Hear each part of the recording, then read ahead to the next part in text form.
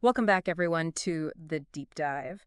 Today, we're going to be talking about something pretty heavy coming out of Sri Lanka, and we're going to be doing a deep dive on this article from Vikalpa. Okay. It was just published March 20th, 2025, so just this week. The title's in Sinhala, and it's a bit of a mouthful, so I'm not even going to try to pronounce it. Yeah. But it translates to something like, "We won't die until we see our children."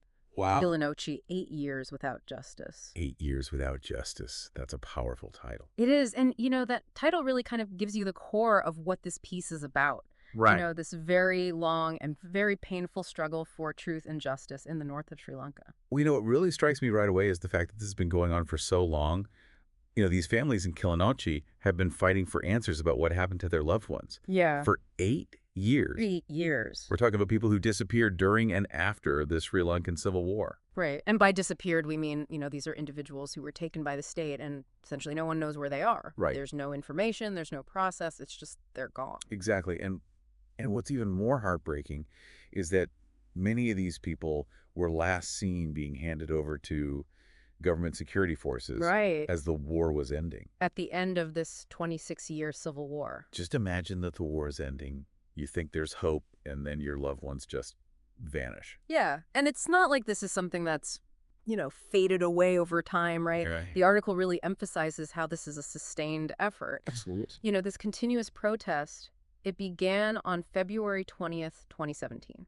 Okay. So this past February 20th marked the 8th anniversary of this protest. Wow, 8 years. 8 years. It's not just, a fleeting moment of grief. This is Sri Lanka's longest sustained effort to find truth and justice about these enforced disappearances. That's a powerful statement. It is. And the article does a great job of setting the scene right. Oh, You can almost picture, it talks about a large group of elderly Tamil mothers and fathers gathering near this temple, right. the Kandasamy Kovil in Kilinochchi.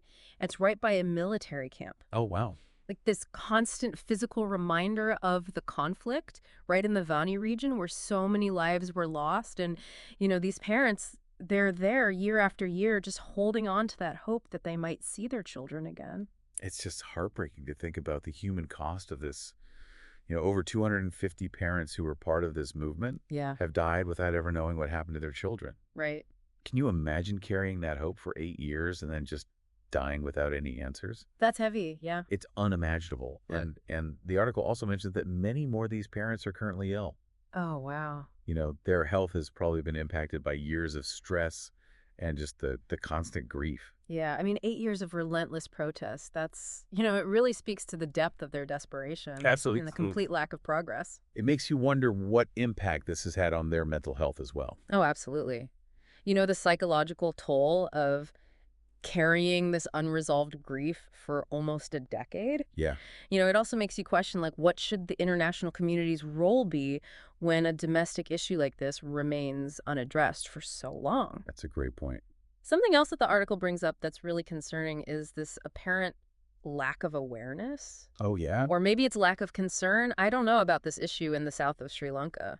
Interesting. It talks about how there's very limited media coverage Mm-hmm. beyond just a few outlets. Right. And it kind of suggests that there's this real disconnect between what people are experiencing in the north and what the general public in the south even knows about. That's a huge problem. Yeah, and it makes you wonder, is it just that people don't know, or is it that they just don't care? And that kind of lack of broader awareness in the south becomes even more concerning when you start looking at the political climate. What are the positions that potential future leaders are taking on this? Absolutely. And speaking of political climate, the article brings up a statement made by Anurakumara Dissanayake. Okay. He's the leader of the Janata Vimukti Peramuna, the JVP. Yeah. And he was a presidential candidate. Big political party. Yes, very significant. And back in August 2024, he told the Associated Press that if he were elected, his administration would not seek to punish anyone accused of human rights abuses or war crimes Wow. during the Civil War. So essentially offering a blanket amnesty It seems that way. for these really serious crimes. Right. And the article points out how, this is particularly significant and kind of deeply ironic and really painful Oh, for the families because the JVP itself yeah. has a history of its own members being forcibly disappeared and killed by state forces. That's right. They've been victims of this themselves. Yeah, their former leader, Rohana Wijiwara. So for the leader of that party to now suggest that, there should be this amnesty for alleged perpetrators of these similar crimes. It's a real slap in the face to the families who are still seeking justice. It's a huge contradiction. It is. And it makes you wonder, what's behind that shift? Right. Is it a change in political priorities, or is it just, kind of an attempt to appeal to a different voter base, even if it means alienating victims of these past abuses? It certainly raises a lot of questions. It does. And this wasn't just, an isolated statement. Right.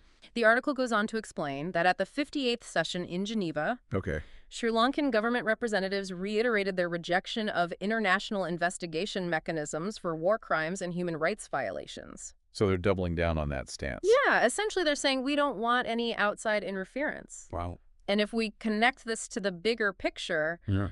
the article really emphasizes that this is a continuation of a long-standing policy. The current government is essentially continuing the opposition of previous Sri Lankan governments to UN Human Rights Council resolutions. Like which ones specifically? Like Resolution 461, 511, and 571. And these resolutions all call for, evidence gathering on serious human rights violations. So they're basically rejecting any attempts to hold them accountable? Yeah, they're saying we're going to handle this internally. Is that even working? Well, that's the thing. The article makes this really crucial point that this rejection of international involvement is happening at the same time that domestic mechanisms within Sri Lanka have shown absolutely no success or transparency in actually addressing these disappearances. So the families have nowhere to turn. Exactly. Been waiting for 8 years and they're getting nowhere. And it leads to that very powerful question that the families keep asking. Right. How did the children you asked us to trust your army with disappear? It's such a fundamental question. It is. It's about trust. It's about accountability. And the state has been silent for years. And, that silence really speaks volumes about the challenges that these families are facing. The article frames this as a really fundamental question about Sri Lanka's justice system as a whole. Right. It's not just, a regional issue or some isolated incidents. Right. This is about the core of their justice system. Exactly. And the author argues that the government's lack of political will to address these disappearances undermines any claims they make about human rights and democracy. It's a really powerful argument. It really gets to those core values of a society. It does. And, to really understand the depth of the family's despair and their lack of faith in these official processes. Yeah. The article highlights the experiences of one woman in particular, Ai Savaplan from Jaffna. Okay. And her child disappeared. And her perspective is really valuable because it gives us insight into how these families feel about these different commissions that have been established over the years, and specifically the Office on Missing Persons, the OMP. So we've talked about the protests, the government stance now.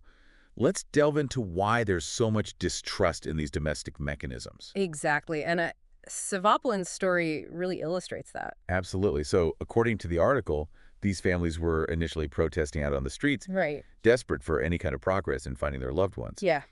But Savaplan says that the OMP advised them to take a different approach. Okay. They asked them to provide detailed information about 5 individuals first, with the promise that they would prioritize those cases. So they're saying, give us 5 names and we'll focus on those. Exactly. And then once we find those 5, we'll move on to the others. Makes sense. Right. And what's really disheartening is that according to Savaplan, they have received absolutely no information about those 5 individuals. Oh, wow. To this day. So they gave up this very public form of protest for this promise of, kind of a more focused investigation. Right. And they got nothing. Nothing. And not only that, but the documents and information they submitted haven't even been returned to them. So it's like they were tricked almost. It feels like that, right? They placed their trust in this official body. Yeah. And they got absolutely no tangible progress. And that breeds distrust. Absolutely. And her quotes in the article are so powerful. Oh, yeah. She says they don't need an organization that mentally torments them. It's very blunt. Yeah. And she accuses the OMP of just being a performance, A show. Yeah, a PR exercise to make it look like the state is doing something without actually delivering any justice. And that feeling that justice won't be served because they are a minority, That's a recurring theme in the article. It's a troubling theme. It is, and she expresses this belief that governments, no matter who's in power, will always prioritize supporting each other Right. over genuinely advocating for the rights of these marginalized communities. So there's a systemic issue. And she's very clear that they reject the OMP because it hasn't revealed the truth. That's the bottom line. Yeah, and the story that she tells about how she handed over her children to the army is just devastating. I can only imagine. She made that decision based on assurances from a priest, Father Francis, Right. that they would be safe. So she trusted him. She did. And then Father Francis himself disappeared Oh, wow. when he went to check on the children. So it's like a double disappearance. It is, and it just adds another layer of tragedy to this whole situation. And what's interesting is that her understanding of what handing over meant at the time Yeah. was that it was temporary. Okay. She thought they would be held for maybe 5 or 10 years and then released. So not a permanent disappearance. No, and it's been 14 years. Wow. So much longer than she ever imagined. Way longer. And the article also talks about how these families continue to face intimidation tactics. Even now. Even now, 8 years later. What kind of tactics? She describes how families who gather to protest peacefully are often visited by the secret police, Wow. intelligence services who take pictures of them. So they're being watched. Yeah, and they issue threats. That's scary. It creates this climate of fear even though the active conflict is over. It's like they're still living under siege. And her final words in the article are so powerful. I bet. She says, "We will not die until we see our children. We will fight until we die. Wow. I ask God to show me where my children are." Gotabaya Rajapaksa said his hair stood on end when he held his grandson. Did we give birth to stones? That's a powerful image. It's so raw and emotional, and it really gets to the heart of their suffering. It does, Yeah. and their hope. And the article concludes by highlighting this unwavering hope of the Tamil people, Yeah. despite everything they've been through. The disappearances, the silence, the intimidation. Yeah. Hundreds of them still gather every February 20th Every year. to demand justice and answers. It's a testament to their resilience. Absolutely, and their determination. And the article contrasts this hope and determination in the North with the apparent apathy in the South. Right, it's like two different worlds. And it suggests that this disparity is a major obstacle to reconciliation. It makes sense if one part of the country is grieving and the other part is indifferent. Right. That's not a recipe for unity. No. And the article ends with this really powerful quote from Steve Biko, Okay. the South African anti-apartheid activist. I know him. And he says, "It is true that we are angry. We have got plenty of reasons to be angry. But the one thing we must remember is that we carry on our struggle not for hate of anybody, but because we know that the idea of one man being superior to another is wrong." That's a great quote. It is, and the article connects it to this ongoing struggle for justice and equality in Sri Lanka. It's very fitting. So, as we wrap up this deep dive on this article from Vikalpa, I think the key takeaway is really the scale and the persistence of this struggle. Right. These families in northern Sri Lanka have been fighting for 8 years 8 years. for truth and justice about these enforced disappearances. And they're facing silence from the state and a lack of concern from other parts of the country.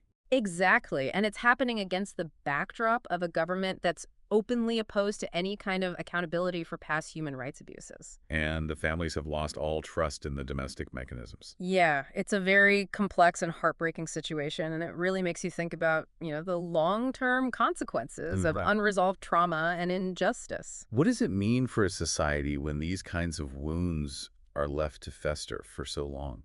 That's a huge question. And, for those of you listening who are interested in exploring this further, Yeah. I think it would be really valuable to do some research on the history of enforced disappearances in Sri Lanka. That's a good idea. Look at the different attempts that have been made to address this issue and how they've often failed. Right. And really try to understand the different perspectives on transitional justice that exist within the country. Because this is about more than just Sri Lanka. Right. This is about what it takes to build lasting peace after conflict. It is. And engaging with these difficult questions, I think, can only lead to greater understanding. Absolutely. So that's it for today's deep dive. Thanks for having me. Thank you for joining me, and we'll see you next time.